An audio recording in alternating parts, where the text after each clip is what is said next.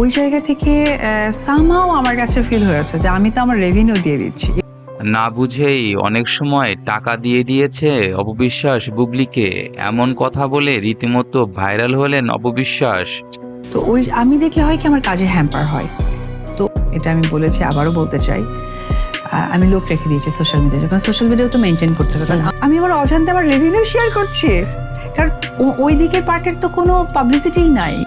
বললেন, আমি বুবলিকে নিয়ে কথা বলেছি দেখেই বুবলি আজ স্টার হয়েছে এবং আমাকে পরিচালকরা না পেয়ে বুবলির কাছে গিয়েছে।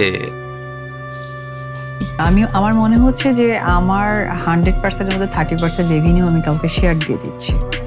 যে সাপোজ আমার একটা কোনো কাজ এসেছে, সেই কাজটা কোনো কারণে আমার ফাইন্যান্সিয়ালি বা ব্যাটার বলে মিললো না, তখন তারা ঠাস করে আবার টিপটা, তখন আমি এটা যখন বুঝতে স্টার্ট করলাম তখন বললাম যে কিরে, আমি আমার অজান্তে আমার রেভিনিউ শেয়ার করছি, কারণ ওই দিকের পার্টের তো কোনো পাবলিসিটিই নাই, বা ওই পাবলিসিটি করার জন্য তো একটা টাইম লাগে, বা সেই কাজটাও তো করতে হয়।